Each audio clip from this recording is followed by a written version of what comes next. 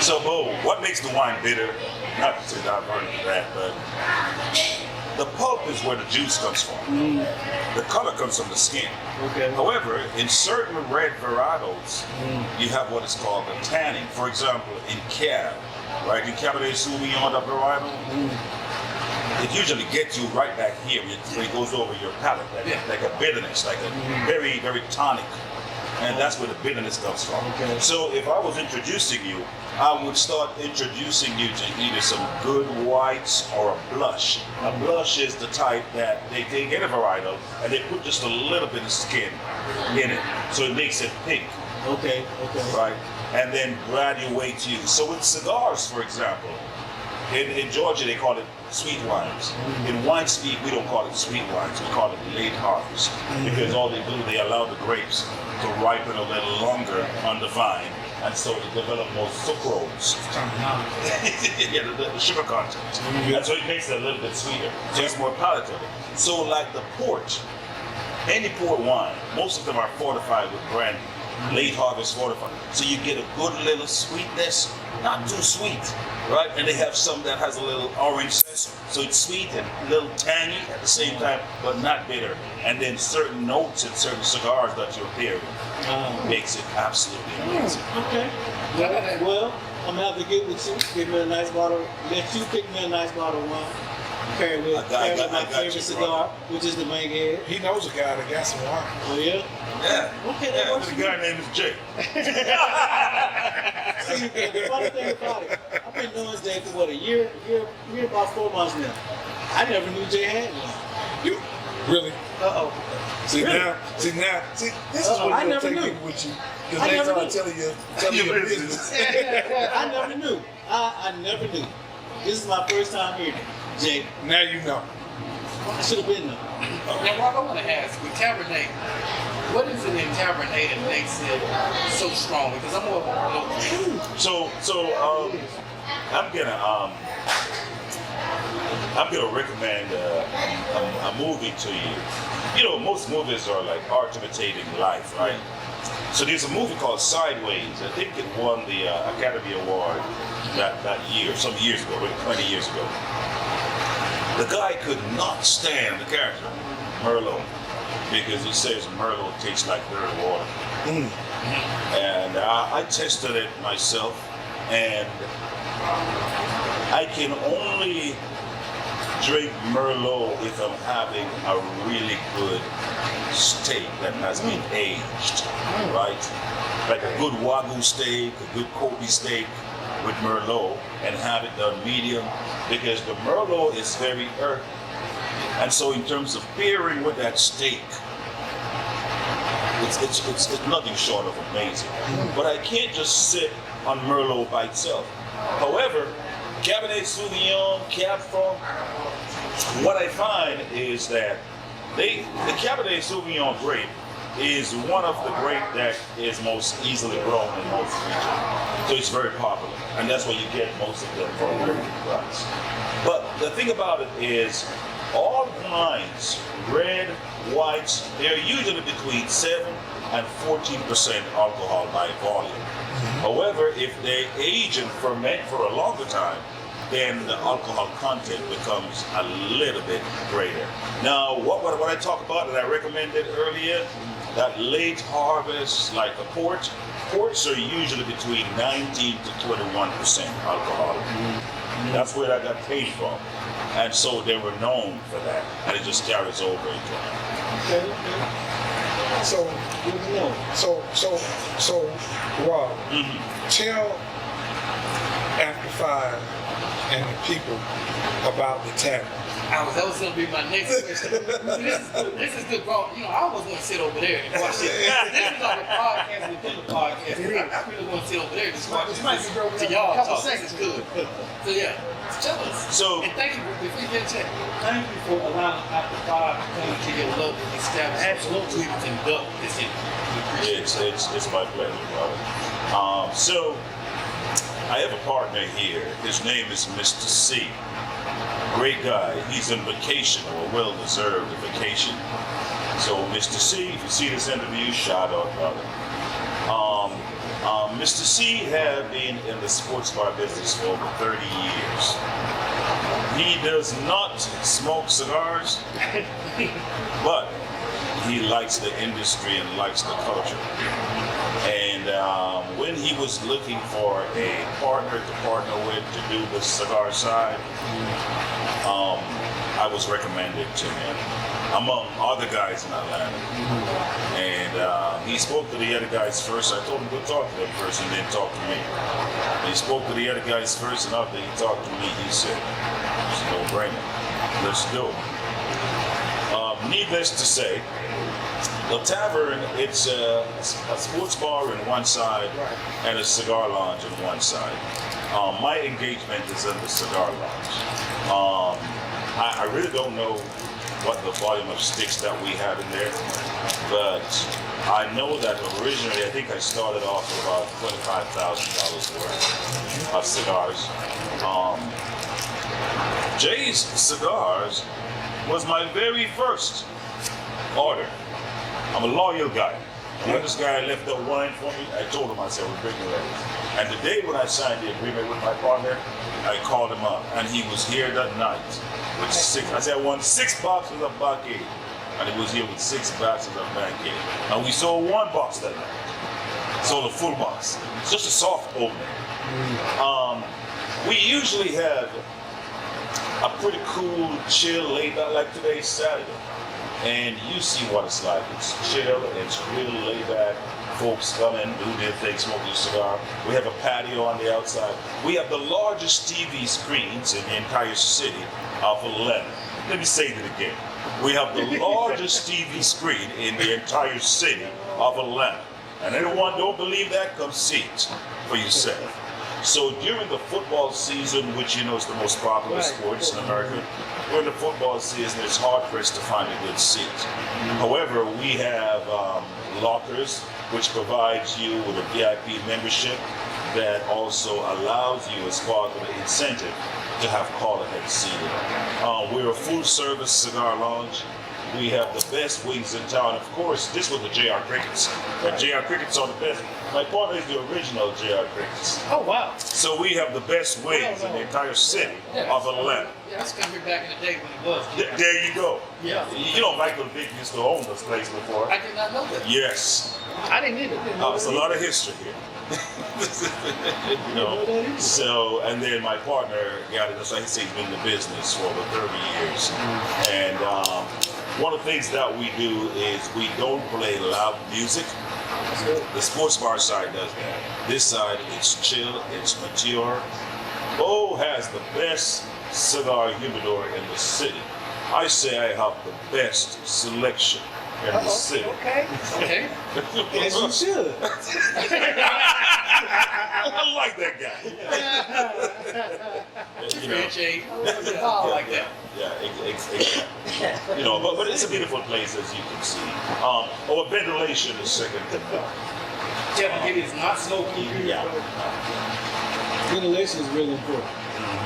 Really important.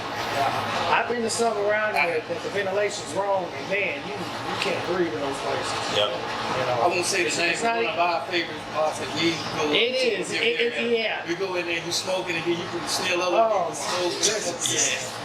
I like it when the smoke just goes Drips away. off, right.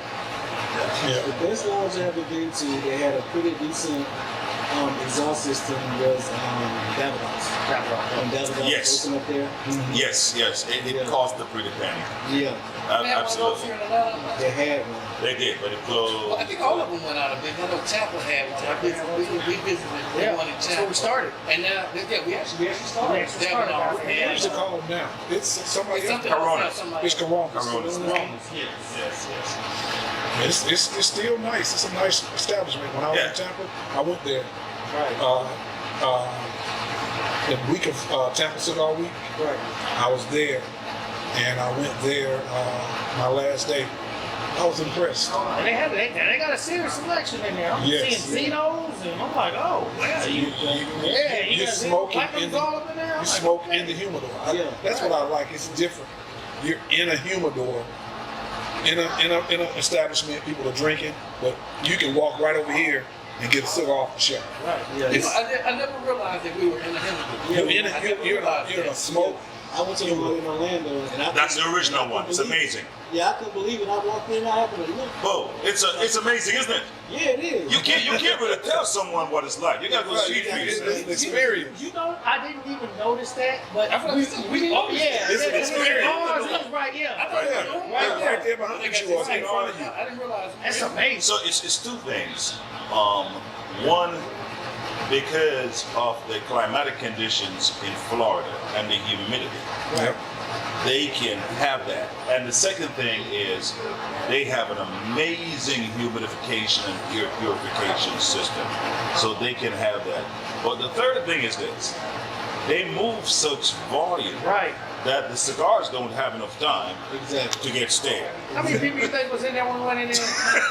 Come on. It was packed because we tried to get in. It was so packed. We tried to get the interview to get in there. But it was just too packed. And the people sitting outside. People sitting. Yep. So we couldn't get the interview. So what we did, we just went in there and took pictures. That's when we had our white shirts on, white and gold shirts. But the amazing thing about the one in Orlando, when I was there, I don't know if he was the owner or what, but I talked to him for a while. He was ex-military, I'm retired military. He said, you know what, look at some more sticks. I had already bought like maybe 12. And I went and got like 3 and I brought them back. He said, no, look at some more. I left there with 32 cigars unpaid for. Wow. But I want to go back to the branch where you went. Navy. I was Air Force. Thank you for your service. Appreciate it, man. Appreciate it. Thank You was you Air for Force your too as well. Thank you for your Air service. Force as well. And that was something that I have never experienced anywhere else. Because he said, you know, for you to enlist and what did he say? What's the word he used? He said for you to actually volunteer your life for a country. I mean, he broke it down. He said for a country that really don't value you as a person. He said, I commend you for that. He said, I'm going to give you these cigars. And I was like, wow. I didn't own a shop then. And that was, and you know what? I smoked every last one of those cigars in 2 weeks.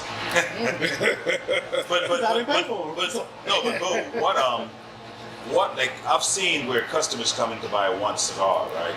And I would train my staff. Hey, they come, they know what they want, they don't know what they need.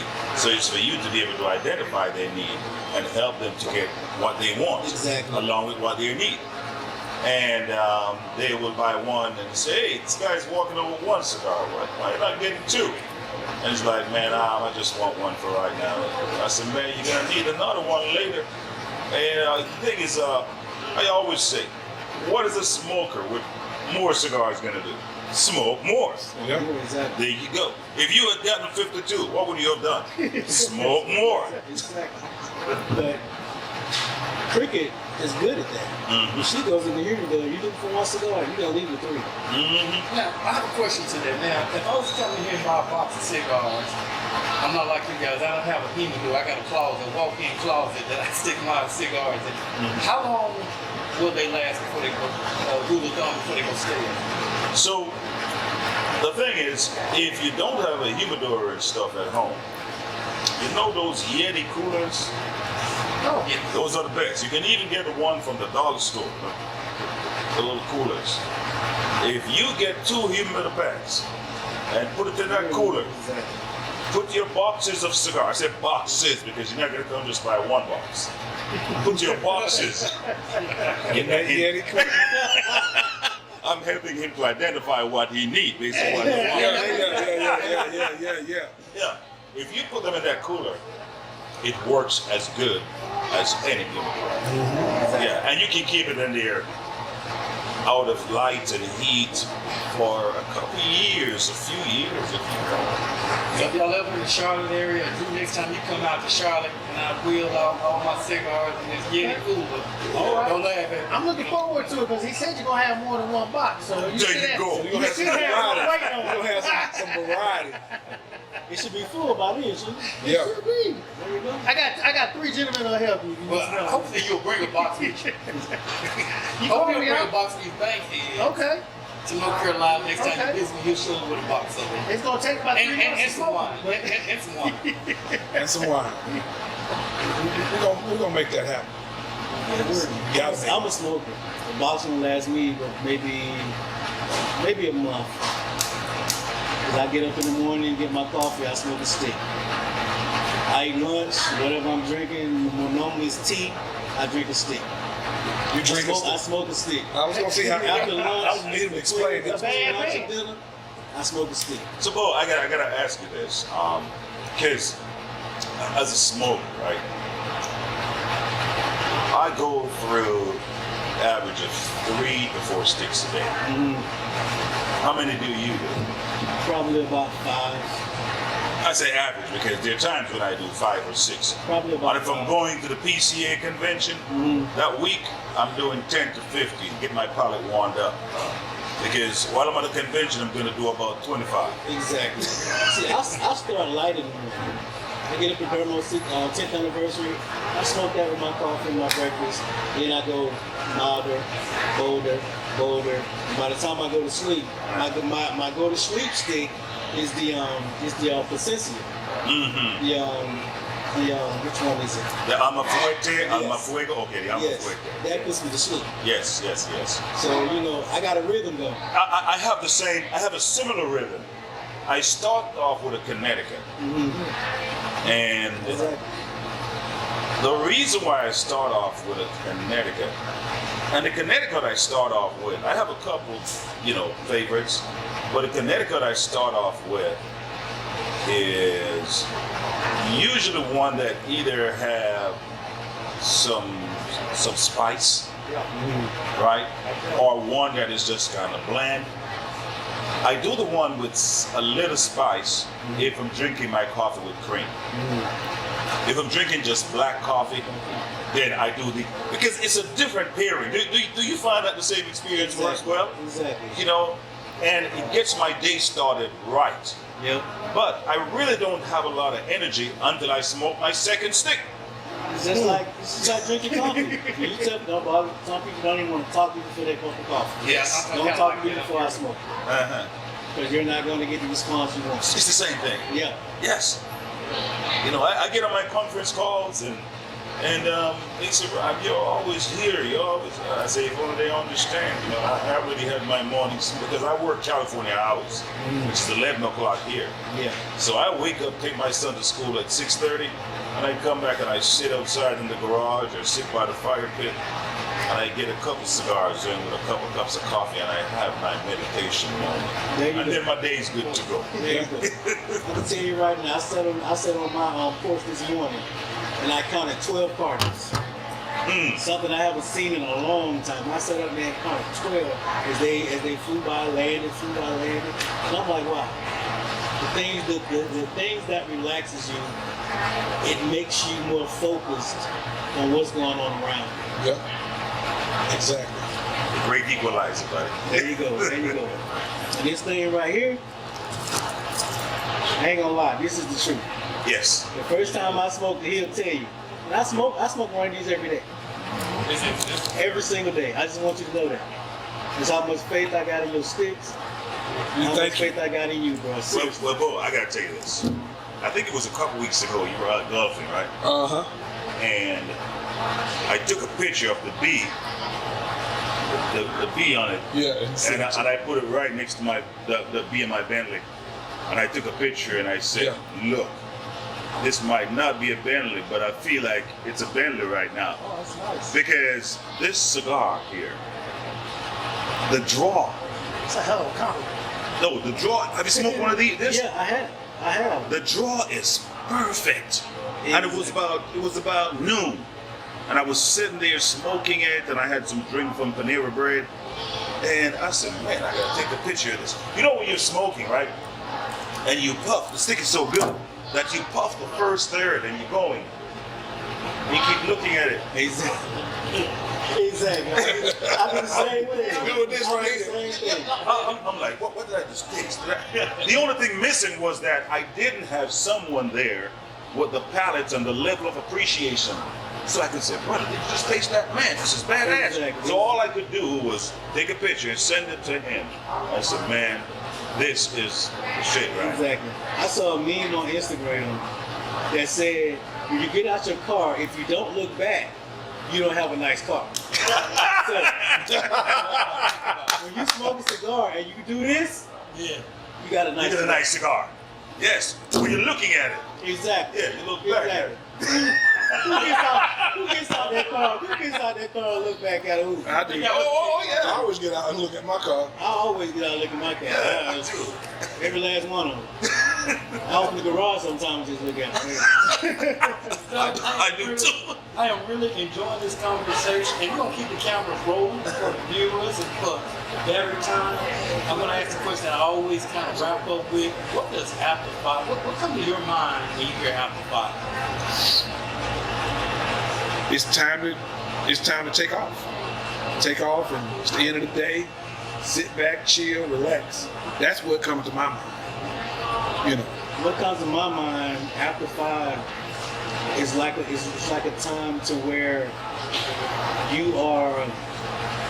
you're in a place where you know you got that positivity about yourself.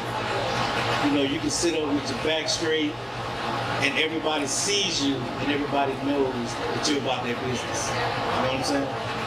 That's how I feel. What comes to my mind is finding your peace. You know, the popular slogan is 5 o'clock somewhere. Yeah. That means time.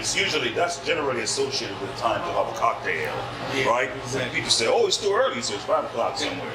So, living bi-coastal and the 3-hour time zone difference, I don't care where I am.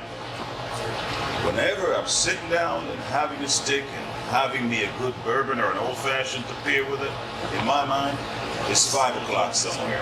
And after that, everything is just relaxation and finding my peace. So after 5 means finding my peace. I like that. Excellent I like that. example of what after five and grown folks conversation is. You know, this is Black Excellence.